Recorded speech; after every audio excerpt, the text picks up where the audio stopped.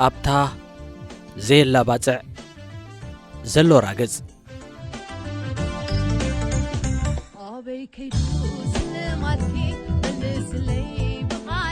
إتا كابناي بعد جزاتي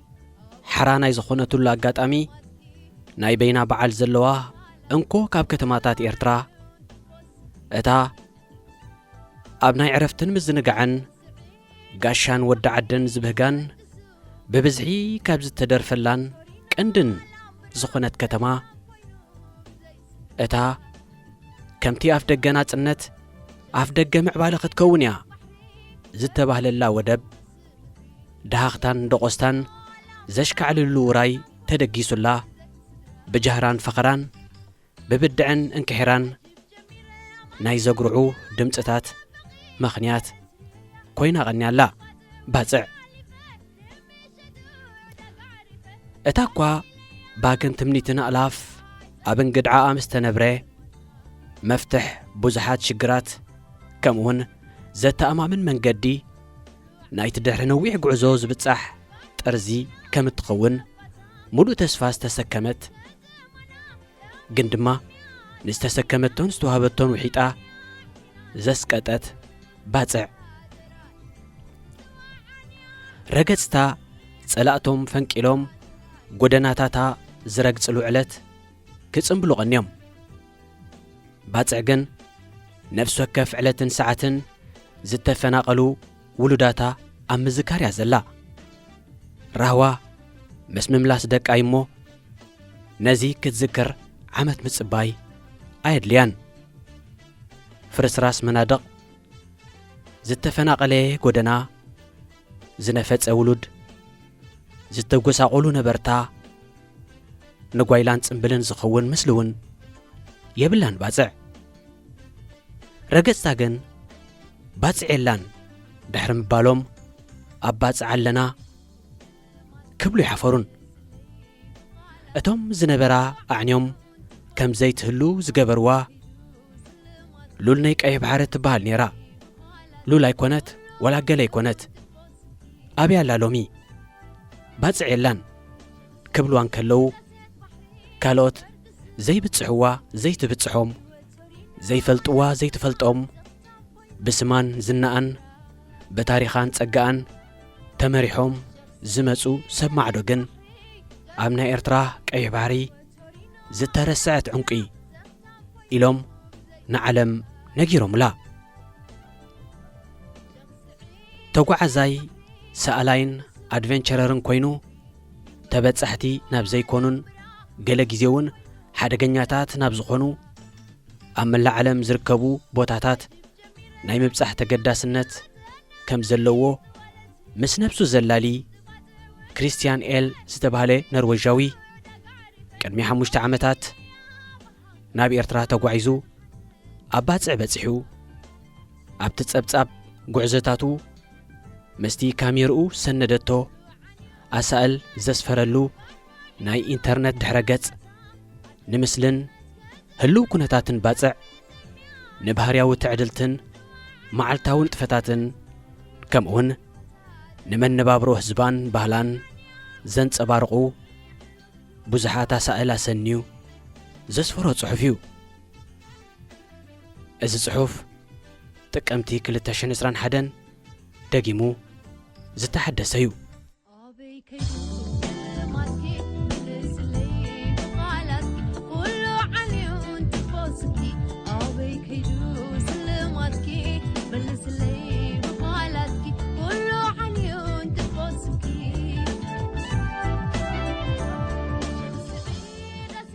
ኣብ ገምገም ቀይሕ ባሕሪ እትርከብ ወደባዊት ከተማ ባጽዕ ሃብታም ታሪኽ ኣለዋ ኣካል ናይ ገለ ካብ ኣገደስቲ ጥንታውያን መንግስታትን ግዝኣታትን ዓለምና ድማ እያ ከም በዓል ንግስነት ኣኽሱም ንግስነት ኦቶማን ከምኡውን ግብፂ ብተወሳኺ ኣብ 1891 ናብ ኣስመራ ቅድሚ መግዓዙ ባጽዕ ርእሰ ከተማ መግዛእቲ ጣልያን ኣብ ኤርትራ ነይራ ኣብቲ 30 ዓመታት ዝቐጸለ ኩናት ኤርትራውያን ኣንጻር ኢትዮጵያ ሓደ ካብቶም ዓበይቲ ውግኣት ኣብ ባፅዒ ተኻይዱ እቲ ኹናት ካብ ዝሓደጎም ኣሰራት ክሳብ ዝእዋን እውን እንተኾነ ኣይሃሰሱን ይብዛሕ ይውሓድ ድሕሪ እቲ ኹናት ዳግማይ ዝተሃንፀ ነገር የለን ርእሰ ከተማ ኤርትራ ኣስመራ ኣብ ከበሳ ኣብ 2325 ሜትሮ ብራኸ ክትርከብ እንከላ ባፅዕ ግን ኣብ ገማግም ቀይሕ ባሕሪ እያ ትርከብ ስለዚ ነዊሕ ዓቐብ ወይ ቁልቁለት ክትጓዓዝ ኣለካ ኣብቲ ካብ 1938 ጀሚሩ ዝነበረ ግዜ ነቲ 120 ኪሎ ሜትር ሽፈን ጉዕዞ ብናይ ሃፋ ባቡር ክከናወን ይከኣል ነይሩ ሓደ ካብቶም ኣብ ዓለምና ካብ ዝነበሩ ጽባቐ ዘለዎም ናይ ባቡር ጉዕዞታት ተባሂሉ እውን ይግለጽ ነበረ ኣብዚ ግዜ እዚ ግን ባቡር የለን በፅሒ እውን የለን እዚ ዘሕፍር እዩ ምኽንያቱ ባፅዕ ካብተን ዛጊት በፂሕየን ዘለኹ 100 ሃገራት እታ ዝዓበየ ናይ በፅሕቲ መስሕብ ክትከውን ዓቕሚ ዝነበራያ ዋላ እኳ እታ ጥንታዊት ወደባዊት ከተማ ኣብ ዑና ተቐይራ እንተሃለወት ነበርታ ግን ብህይወት ክቕጽሉ ይቃለሱ ንኣሽቱ ድኳናት ውሑዳት ባራት ኣብያተ ቡን ሻን ከፊቶም ከነጣጠፉ ይረኣዩ እቲ እንኮ ኣብዚ እዋን ኣይዓነወን ኣሎ ክበሃል ዝከኣል እቲ ቀንዲ ማእከል መጓዓዝያ ናብ ኤርትራ ንዝኣቱ ኣቑሑት ኮይኑ ዘገልግል ወደብ ጥራዩ ደሴት ዲሰይ ናብ ባፅዕ ዝቐረበት ደሴት እያ እንተኾነ ግን ገና ብፈጣን ጃልባ ከምቲ ኣብ ሶማልያ ዘለዉ ሸፋቶ ባሕሪ ዝጥቀሙሉ ዓይነት ጃልባ ምዃን እዩ ናይ ሓደ ሰዓትን ፈረቓን ርሕቀት ኣለዋ ኣብቲ ከባቢ ካብ ዝርከባ ደሴታት ካብተን ሰባት ዝነብሩለን 4 ደሴታት ሓንቲ ድማ እያ ነበርታ ግን ከቢድ ህይወት እዮም ዘሕልፉ ውሑዳት ሆቴላት እኳ እንተለዋ በጻሕቲ ግን የለውን ናይቲ ናብ ትግርኛ ክትርጎም ከሎ ከምዚ ክጽምቕ ዝኽእል ጽሑፍ ክርስቲያን ኤል ሓያሎ ሰባት ርእይቶኦምን ዝኽሮምን ብምክፋል ሓቢሮሞ ሓንቲ ካብቶም ካብ አንበብቲ ዝተላእኩ ቻርሊ ብዝብል ስም ሰፈረት ርእይቶታት ድማ ከምዚ ትብል ኣብ 1967-68 ኣብ ኣስመራ ኣብ ቃኘው ምስ ኣህዱየይ ን18 ወርሕ ተቐሚጠ ነይረ ኣብ ህይወተይ እቲ ዝጠዓመ ግዜ እዩ እቲ ህዝቢ ጥዑም እታ ከተማ ድማ ኣዝያ ጽሬትን ደስ እትብልን እያ ነይራ ጥዑም ምግብን ዝፍቶ ኩነታት ኣየርን እውን ነይርዋ ናብ ባፅዕ ዝግበሩ ናይ መኪና መገሻታት ኩሉ ግዜ ኣህንጠይቲ እዮም ነይሮም ኣብ ክልተ ኣዝዮም ደስ ዝብሉ ሆቴላት ሓዲረን ኣብ ቤት ምግብታት እውን ከይደን ነይረ ኣብ ገማግም ባሕሪ እተሕልፎ ግዜ ምሕምባስ ምብጻሕ ናብታ ንእሽቶ ናይቲ ከባቢ ማእሰርቲ ዘፍርሕ እውን እንተነበረ ጉዕዞ ናብቲ ጎቦታት ክሳብ ቪላ ከረን ናብቲ ጽዑቕ ንጥፈታት ዝነበሩ ወደብ ባፅዕ ምብጻሕ ጥዑም ተዘክሮታት ኤርትራ ኣለኒ ሎሚ ግን ከም ቀደሙ ይኮነን ሓደ መዓልቲ ዳግማይ ክበጽሕ ተስፋ ገበር ካልእ ቻርሎታ ብዝብል መጸውዒ ሓሳባ ዘስፈረት ወሃቢት ርእቶ ድማ ከምዚ ዝስዕብ ጸሓፈት ብዛዕባ ኤርትራ ሓበሬታ ስለ ዘካፈልካና ኣመስግነካ ንበዓል ልደት ናብ ኤርትራ ናይ መኻድ መደብ ኣለና ገለ መዓልታት ኣብ ኣስመራ እንተ ኾይንልና እውን ገለ መዓልታት ኣብ ባፅዕ ከነሕልፍ ተስፋ ገበር ስለዚ እዛ ሓበሬታኻ ናይ ብሓቂ ጭቡጥ ሓበሬታ እዩ ካብ ኣስመራ ወጻኢ ንምጓዓዝ ካብ ዘድሊ ፍቓድ ወጻኢ ገለ ተወሳኺ ምኽርዶ ማሃለወካ ሓቲታ ቻርሎታ ክርስቲያን ኤል ኣሙሃ ብርኢቶ መሊሱላ ከምዚ ድማ ጸሓፈ ሰላም ቻርሎታ ናብ ኤርትራ ንምኻድ ምምዳብኩም ጽቡቕ እዩ ግን መእተዊ ቪዛ ሒዝኪ ኺዲ ምናልባት ናብ ባጽዕ ዝወስደኩም መራሕ መኪና ክትቆጽሩ ክትግደዱ ኢኹም ወይ ድማ ባቡር ኣላ እንተ ኾይና ከተረጋግጺ ከድልየኪ እዩ ኣነ ኣብ ኤርትራ ኣብ ዝነበርኩሉ እዋን ባቡር ኣይነበረን ህዝቢ ባጽዕ ጥዑማትን ተቐበልቲ ጋሻን እዮም እንተኾነ ግን ምስ ደቂ ዓዲ ክትዛረቡ ከለኹም ክትጥንቀቑለኩም ኣብ ኩሉ ቦታ ምስጢራውያን ናይ ጸጥታ ሰባት ኣለዉ ቅድሚ ናብ ባጽዕ መኻድኩም ኣብ ኣስመራ እኹል ገንዘብ ናብ ናይቲ ዓዲ ባጤራ ክትቂሩለኩም እቲ ናይ መቐያር ዋጋ ካብ ኣብ ባጽዕ ኣብ ኣስመራ ኣዝዩ ዝሓሸ እዩ ነይሩ ኣብዚ እዋን እዚ ብዛዕባ ደቡብ ኤርትራ ማለት ቋሕይንን ከባቢኣን ዝገልጽ ይጽሕፍ ኣለኹ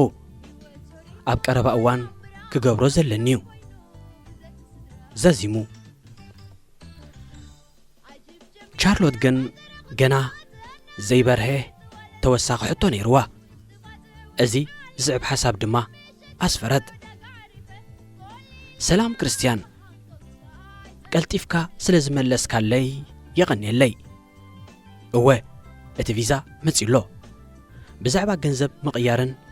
መራሕ መኪና ክንቈጸር ከም ዘለናን ዘፍለጥካና ነመስግነካ ወጻእተኛታት በጻሕቲ ህዝባዊ መጓዓዝያ ክጥቀሙ ከም ዘይፍቀደሎም ሰሚዕ ኣለኹ ካብ ርእሰ ከተማ ወጻኢ ክትጓዓዝ ፍቓድ ምርካብ ኣዝዩ ዝተሓላለኸ ከይከውን ተስፋ ገብር እቲ ጥንቃቐ ዝበልካዮ ብሓፈሻ ምስ ሰባት ምዝርራብ ድዩ ሓደገኛ ወይስ ብዛዕባ ፖለቲካ ምዝራብ ጥራዩ ሓደገኛ ነዚ ጉዕዞ ብሃንቀውታ የጽበዮ ዘለኹ እዚ ሓበሬታ ኣብ ዝናትካ ብሎግ ምስ ኣንበብኩ ተሓጒሴ ሎሚ ዓመት ናብ ማዳጋስካርን ኮሞሮስን ከም ዝኸድካ እውን ርኢ ኣለኹ ብዛዕባ እዞም ድንቂ ቦታታት እወታዊ ሓበሬታ ምሕታምካ ጽቡቕ እዩ ሻርሎት ብዛዕባ ኣብ ዝደሓረ ዓመታት ክርስቲያን ዝበጽሖም ቦታታትን ዘስፈሮም ምስክርነትን ርእቶኣ ብምውሳኽ ሓሳብ ኣዛዚማ ነቲ ብሃንቀውታ ትጽበዮ ምህላዋ ዝጠቐሰቶ ናይ ኤርትራ መገሻኣ ኣመልኪታ ንዘቐረበትሉ ሕቶ ንኽምልስ እቲ ናብ ዝተፈላለዩ ሃገራትን ቦታታትን ናይ ምጓዓዝን ናይ ምስኣልን ልምድን ዝምባለን ዘለዎ ኖርዌዣዊ ክርስቲያን ኤል ደጊሙ ጸሓፈላ ከምዚ ኸኣበላ ሰላም ቻርሎት ኩሉ ትፍቓድ ካብ ሚኒስትሪ ቱሪዝም ክርከብ ይከኣል እዩ እቲ ቤት ጽሕፈት ካብ ካቴድራል ብእግርኻ ትኸዶ ቀረባ እዩ እቲ ኣብኡ ዝሰርሕ ሰብ ጥዑምን ጽቡቕ እንግሊዝኛ ዝዛረብን እዩ ኩሎም ዝረኸብክዎም ደቂ ዓዲ ከዘራርቡኒ ናይ ብሓቂ ባህጊ ነይርዎም ደረጃ እንግሊዝኛ ካብቲ ኣነ ዝተጸበኽዎ ዝለዓለ እዩ ነይሩ ፖለቲካ ብፍላይ ድማ ብዛዕባ ፕረዚደንቶም ካብ ምዝራብ ተቖጠቡ መብዛሕትኦም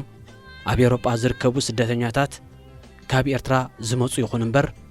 ብዛዕባ ስደተኛታት ካብ ምዝራብ ክትጥንቀቑ ኣለኩም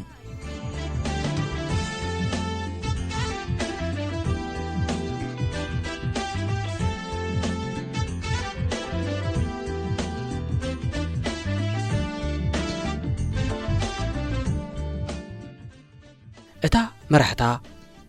ነይራ እምበር ሎም የላን እናበሉ ዝሕጭጭላ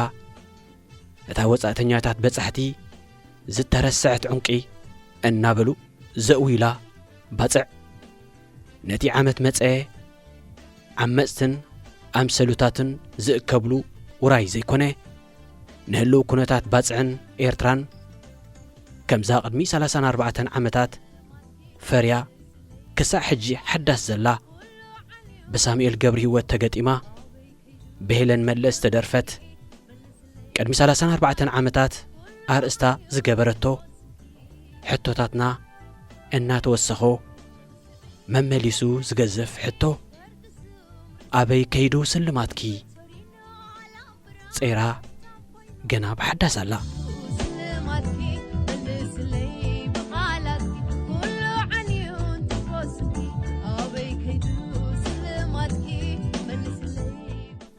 أبي كيدو سلماتكي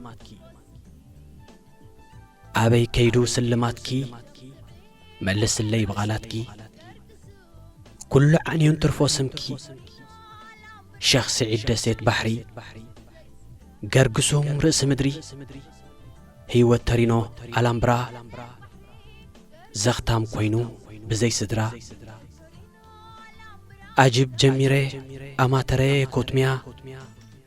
تنافقت توالت رئيا نوش تباتعون حليفة نمشتو عداق عريفة كولي ليا بهنكوتا أيس أنحنن سلماتا كل عنيو هنساتاتا فحفح حلوم دك أباتا عدن سنت كتمانا لوميت أميا سبسينا مصوع عنيا حزيناتني حلوف هيوتا ترأيني نأسنتي كي منخو مسولدي كي حنققكو تفليا كي درحيغي تملي سيا عدكي عديغي كبل صقا كمعرقا دم كفيلي كبور واقا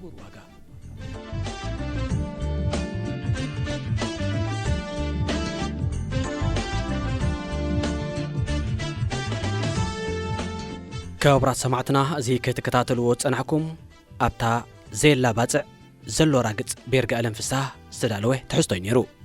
مسترفو مدباتنا مكتالكم كتقصلو دما دقيمنا نعدمكم